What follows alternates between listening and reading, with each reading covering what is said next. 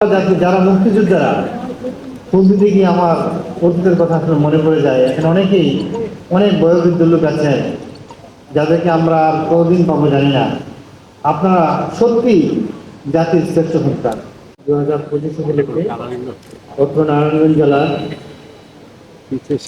শহীদ বীর মুক্তিযোদ্ধা পরিবার, যোদ্ধামাত মুক্তিযোদ্ধা এবং বীর মুক্তিযোদ্ধাদের সম্মানে আয়োজিত এই সংবর্ধনা সভায় আমাদের মাঝে উপস্থিত আছেন অত্র জেলার সুযোগ্য জেলা প্রশাসক মহোদয়, উপস্থিত আছেন বিভিন্ন সরকারি প্রতিষ্ঠানের কর্মকর্তাগণ, যাদের জন্য আয়োজন জাতির শ্রেষ্ঠ সন্তান মুক্তিযোদ্ধাগণ এবং তাদের পরিবারগণ, এই মিডিয়ার সম্মানিত সাংবাদিকগণ, সুধীগণ, আসসালামু আলাইকুম, আদাব।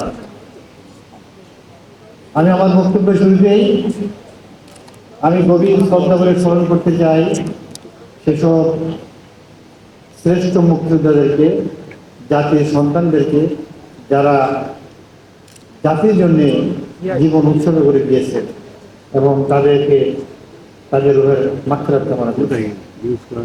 পাশাপাশি যারা বেঁচে আছেন তাদের প্রতি আমার সশস্ত্র সালাম।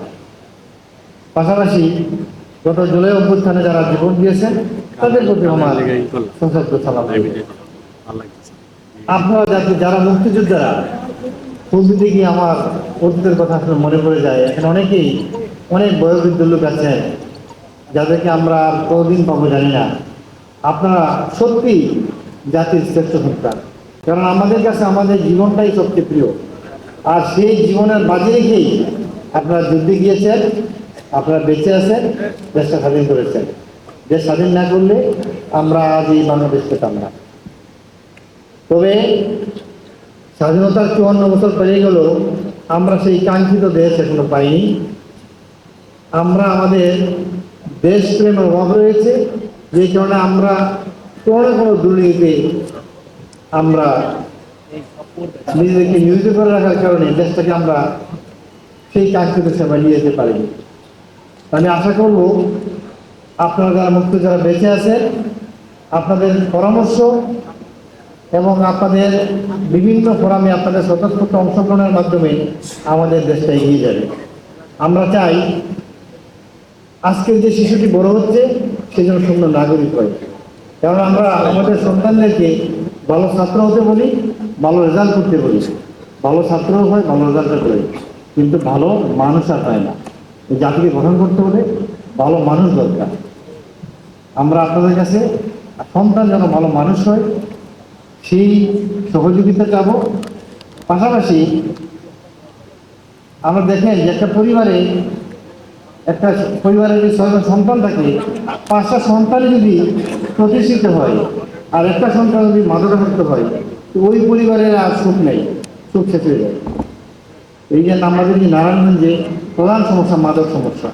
আপনাদের জেলা আমি জয়েন করেছি গত নভেম্বর মাসের 29 তারিখ। আমরা জয়েন করি, আমরা মাদক উদ্ধারের প্রতি আমরা জোর দিয়েছি। আপনাদের দোয়া চাই, আপনাদের দোয়া এবং সহযোগিতা পেলে আমরা এই নারায়ণগঞ্জকে মাদক মুক্ত, সন্ত্রাস মুক্ত, চাঁদাবাজ মুক্ত করবো ইনশাআল্লাহ।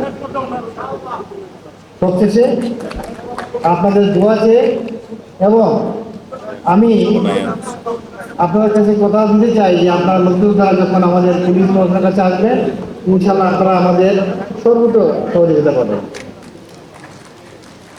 পরিবেশে আপনাদের কাছে আমি দোয়া চেয়ে এবং আপনাদের পরিবারের সার্বিক মঙ্গল কামনা করে আমার বক্তব্য এখানে